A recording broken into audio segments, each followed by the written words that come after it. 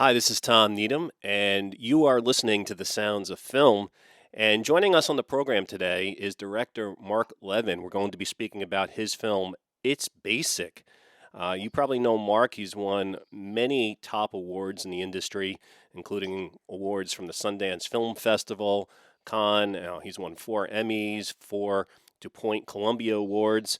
But It's Basic is a really fascinating documentary. It looks at several pilot programs launched in the U.S. that test the effects of giving everyday people an extra $500 to $1,000 monthly with no strings attached.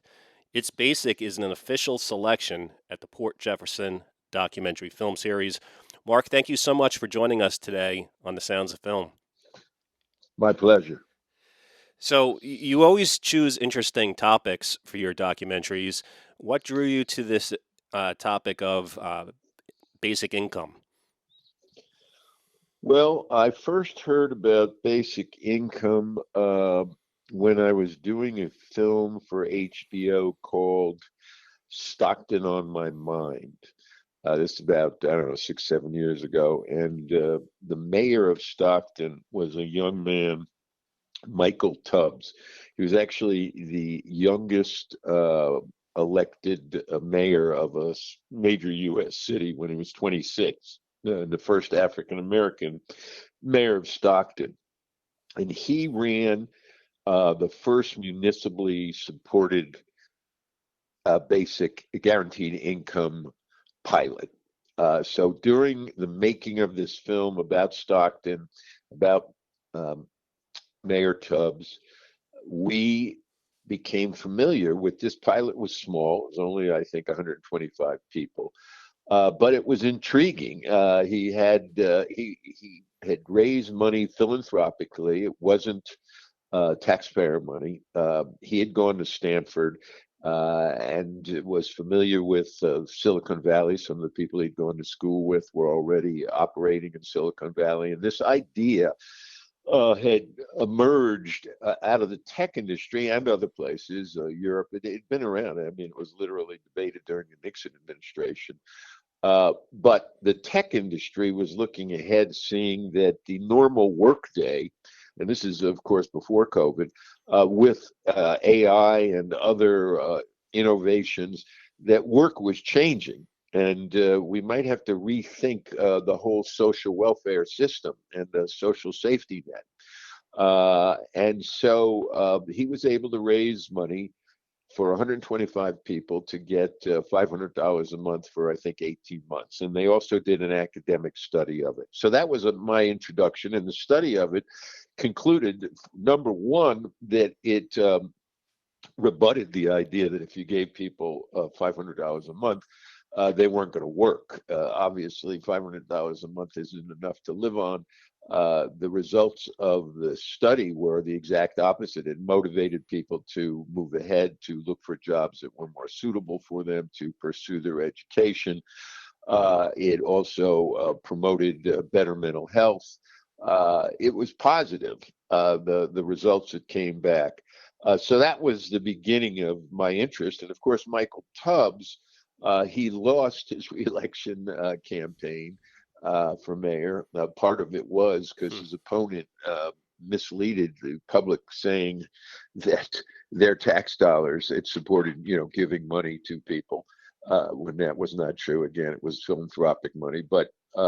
He relocated with his wife and family to Los Angeles, and he started this group, this network called Mayors for a Guaranteed Income, which eventually grew to over 100 mayors throughout the United States that were all interested in also piloting this idea in their communities to see how it would work. For those people that haven't seen the film or maybe don't really know that much about the topic, what is the difference between guaranteed basic income and welfare? And can someone receive both? Well, that is a very good question. Um, Basic income is an idea that was popularized in the recent election with the promise to give $1,000 to every American, and that idea is sort of utopian in the sense that everybody would receive money. Guaranteed income is the idea that you target that, you give it to people who are most in need, which would be working people, working poor. Uh, and so these pilots were all guaranteed income. It was a lottery of people who were below a certain income level. And as you'll see in the film, it's basic. They're all working people. In fact, some of them are working, two jobs, three jobs, Mm, just to be able to pay their bills. So that's the difference.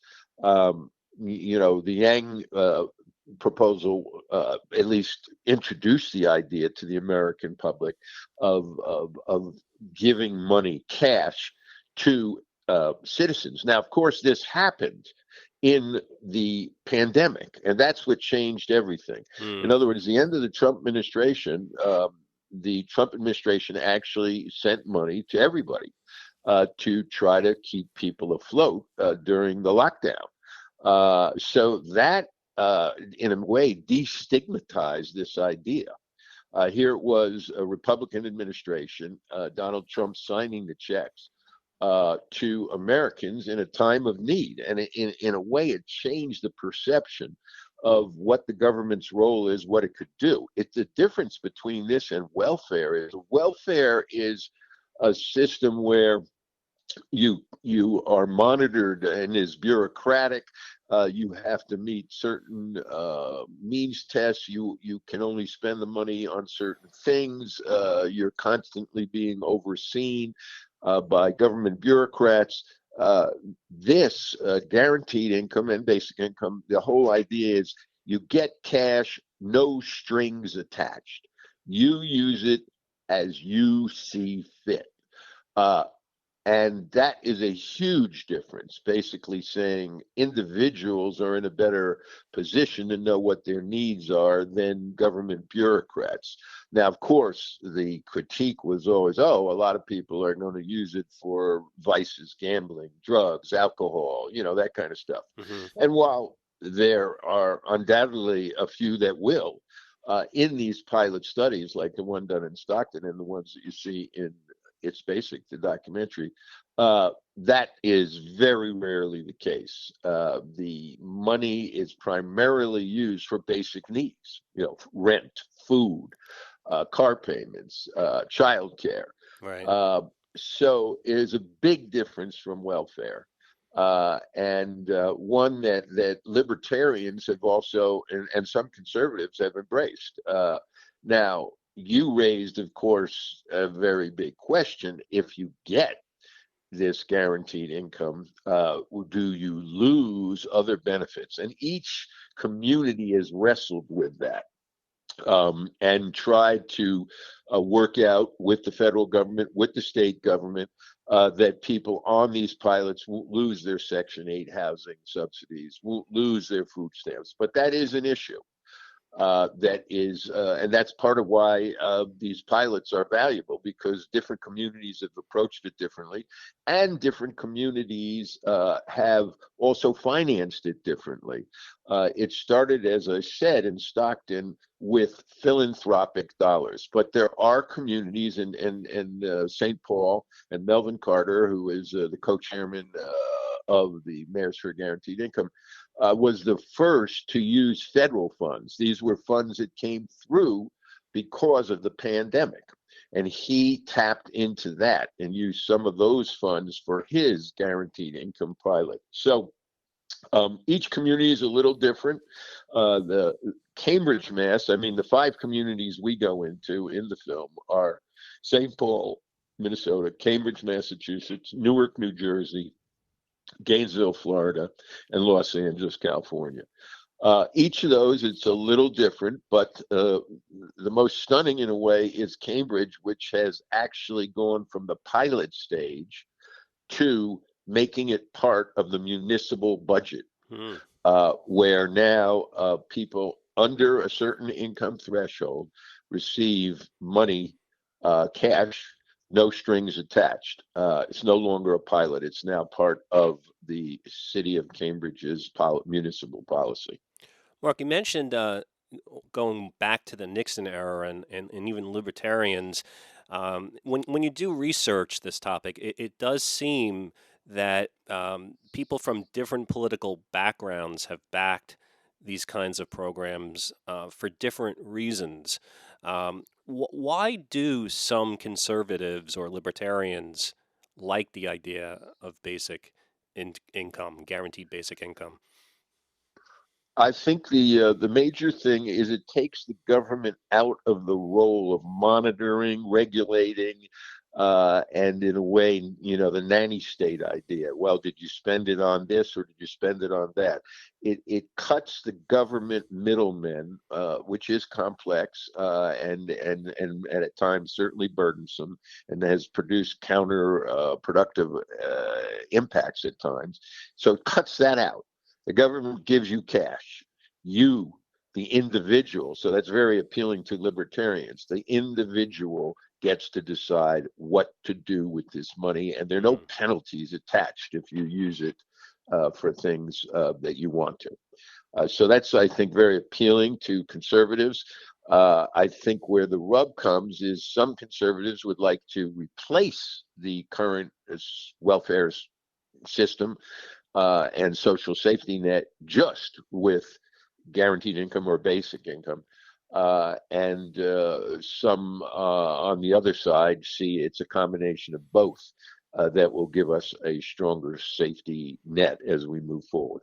One of the things I like about the movie is you have a wide spectrum of different kinds of people who are benefiting from these programs. Can you tell our listeners a little bit if they watch this film, It's Basic, who are they going to see? What types of people? And what might they learn that they didn't really understand about the types of people who can benefit from the program? Well, I think it's. I'm glad you brought that up. I mean, it's a vast array. Although the film is apolitical in terms of nobody's pitching candidates or uh, um, ideologies. I think there's a wide range of political perspectives that are represented by the people. There's it's diverse. It's black. It's white. It's young. It's old. I think the common thing is that uh, what you're gonna meet incredibly hardworking people, many of them who are in what we would call human services, helping people. Whether it's teaching, nursing, school bus driver is really Lucille is a school bus driver and is one of the main characters in the film. It's people who are helping people, and sadly, in our current economy, these many of whom, like a school bus driver, are essential workers. They're the least paid in our Right. society. So you can be incredibly dedicated and yet not make enough money, as Abby, who works with disabled people, says. She goes, I spend all day working with these people who I love and I want to help, and yet when I get home, I barely have energy to, give love to my husband and my kid. And because I'm paid so little, I can barely afford to support my own family, let alone take care of others. So I think that's the great contradiction here is that we as our economy changes and more people are involved in the so-called service economy, helping other people in every way imaginable. They are not being paid enough to literally afford a home, afford rent, afford child care. That's a huge issue. A lot of these characters have children, and the child costs are unbelievable. So I think it's a wake-up call that this is not ideological. It's not, just black welfare mothers. It's all kinds of people in with all kinds of backgrounds, veterans, and it. I think the bottom line is that a little amount of money can make a world of difference. That is the bottom line. You see it. you see in these people's lives, $500 a month is certainly not enough to quit your job. It's not enough to live on, especially if you got a family and you're raising kids. And yet, it can make a world of difference in your life to get that help. Again, this is not the answer. It's not utopia because obviously the economy is changing, the technology is moving so quickly. But as we go through this, this incredible transition, um, we have to figure out how to keep everybody going. And so this is, it could be, if it's adopted on a national level, a major step in that direction. There are people in the film, which I think a lot of people, as you just mentioned, could relate to, that feel what a lot of these people in your film express, which is what you just said, that there's people who are working very, very hard. In many cases, families with two people working, and it's just not enough. And I think someone in the film at some point said that it used to be that one person could work in a family, and family could afford a house in their 20s and send their kids to college and go on vacation. And it's just not happening anymore. And I know the movie's really concentrating on one possible solution or something that can be done at this point to help people. But you've made a lot of different films. You're pretty knowledgeable about a lot of different topics. Why do you think things are the way they are today? Well, that is uh, that is the million-dollar question. Uh, I think that we're living through a revolution, in human society, and how society is organized and how work is organized and how the economy works. So, we're in a global economy. The automation, the rapid, kind of, I mean, AI is just on the horizon, but automation and deindustrialization, moving industry and manufacturing out, to third world countries. All of these things are part of a major shift from an agricultural society to an industrial society to a post-industrial society. Now we're moving into something new, where technology and humans and on a global scale have to figure out how we're going to make this work. And are people going to work 9 to 5? Already in the post-COVID era, we've seen, people don't necessarily go to the office anymore. Or if they do, maybe they only go in 2 or 3 days a week, and then 9 to 5 is shifting. You can work from home. So it's such a radical shift. And in that shift, what's happened is technology, finance, some of the kind of tip of the spear have been the big wealth creators and the big earners. But it's left behind the agricultural sector, the manufacturing sector, and even as some of those people who used to be in um, those jobs and could make, just like you said, you could work in an auto factory, you could work on a family farm, you could afford a house, you could afford to send your kids to school, you could afford a car, you could even afford a vacation, for a week or two each year.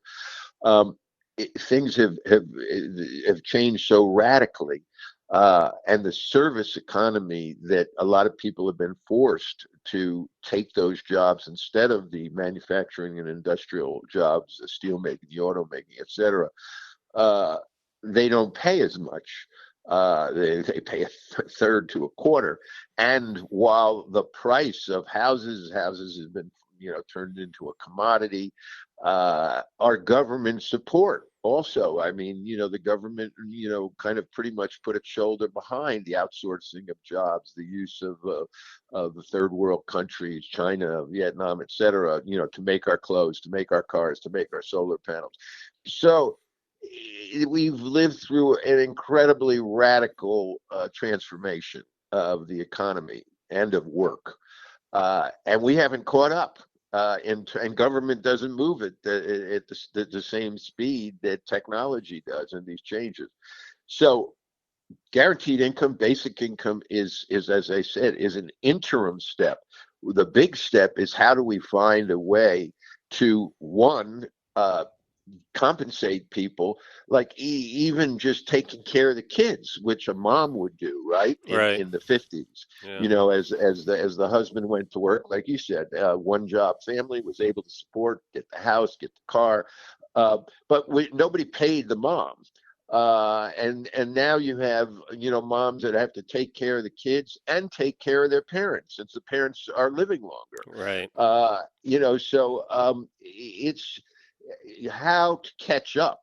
And I think that the riddle for America is going to be, on one hand, there's an aversion to democratic socialism or the European model, although that certainly has produced a kind of fairer and it seems more fulfilling society in some of the countries that have adopted that, but maybe not as dynamic and maybe not as uh, innovative as our American economy is, which is more entrepreneurial, which is more kind of, I guess, what you could call market capitalism. But market capitalism, which kind of we embraced from the 80s really up to almost the COVID pandemic, uh, that has created a lot of wealth, but that has only exacerbated this problem of income inequality, of the wealthiest getting wealthy, super wealthy, Mm. beyond what anybody could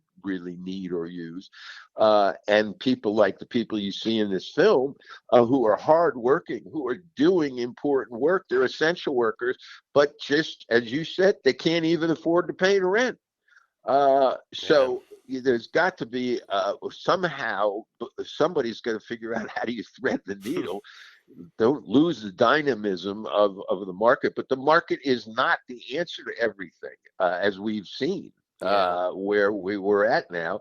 And the democratic socialist kind of European model, okay, maybe it's not as dynamic as an entrepreneurial, but we've got to find a combination that makes sense, a balance. That hasn't been done yet, and sadly, it's barely even discussed or debated because we've been so locked in the polarization that is partially a result of these changes. In other words, there are people who've been left behind, who are struggling, like the people in this film, but their anger, their resentment has been exploited. And that's part. So we're not even engaged in the kind of debate, and that's what's so interesting about this program. Is here at least you have pilots, which are just experiments. Let's see how this works. Now, they'll show you though how this ideological or this polarized kind of extremism and madness has so infected everything. There are states, Texas, Oklahoma, who are now considering outlawing guaranteed income pilots. Considering for 150 people, 200 people, they see it as the introduction of the virus of socialism or communism or Marxism. I mean, it's madness. But that shows you both the traction this idea is starting to get, and how it's in this partisan world and polarized world we now live in, how there are people out there trying to ban us from even seeing, does this work? How could it work? How could it work best for everyone? So we're stuck. Obviously, we got an election in 4 or 5 weeks. We'll see what happens, but we need to move on so that we can have this discussion, which is the bottom line discussion of how do we make our society work, especially for hardworking people, that they can pay the rent, they can afford to buy a home, they can afford to send their kids to a daycare center or have child care or have health coverage. We've got to figure that out, and right now we're stuck, and that's why I think this film is important, to kind of step away from the polarization for a second and the name calling and all the madness going on, and focus on, hey, here is some of the big issues we've got to think about. Well, Mark, one of the things I think that you also did a great job of showing is no matter what someone thinks about whether this is the solution or not to the big problem, so many people, I'm sure people have heard this before, a lot of people don't even have $500 in the bank if an emergency comes around. And in your film, you show people where it's like if they didn't get that extra money, they may not have a place to live at the end of the month, or they may not have the money that they could go to work so that they could have some money to pay someone to watch their kids.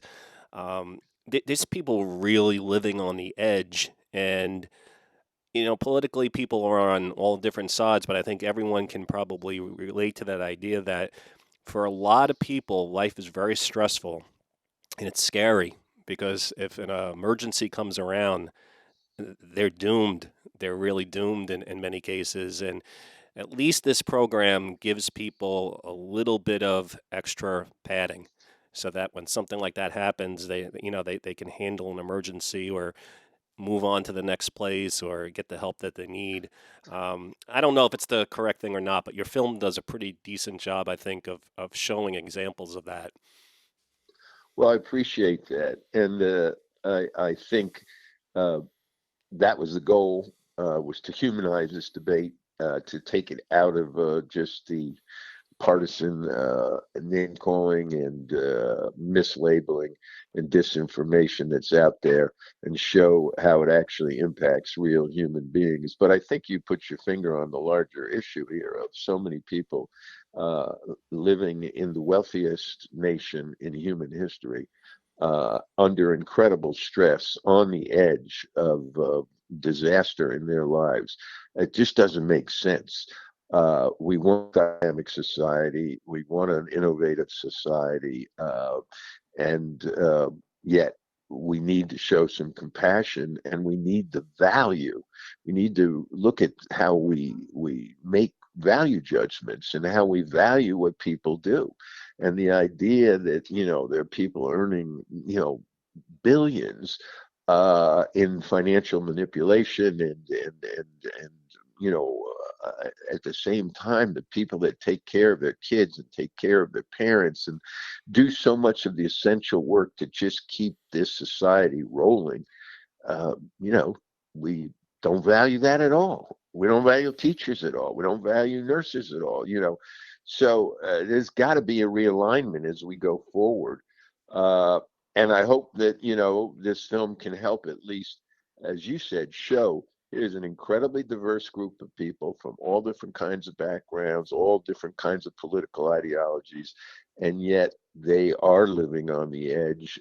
They're living incredibly stressful lives. They have, many of them have beautiful kids, and they're trying to figure out how to give their kids a better shot. And of course, that is the American dream, always has been, the idea that you could provide a better future for your kids, and we have lost that. And we're in the middle now of trying to figure out what the next step is. And I hope this can at least open people's eyes to, this is an intermediary step. It's not the answer, but an intermediary step, when, as you just stated, so many are living under incredible stress, on the edge of bankruptcy and disaster, homelessness, and ill health. And we can do better. And to me, uh, I was inspired by these people. I was moved by these people and their stories. It touched me deeply. Well, I think audiences are going to be very moved by the stories as well. I want to highly recommend It's Basic. We've been speaking with Marc Levin, and people on Long Island here can see the film Thursday at the Port Jefferson Documentary Film Series. If you're listening to the podcast, Mark, where can people go online to learn more about where this movie is going to be playing in their neck of the woods? They could go to the Blowback Productions, that's our company, website, and our Instagram, Blowback Productions. And that will be listing where future screenings will be happening. Mark, thank you very much. Great film. Thank you. Really appreciate it. Have a great day. You too. Bye bye.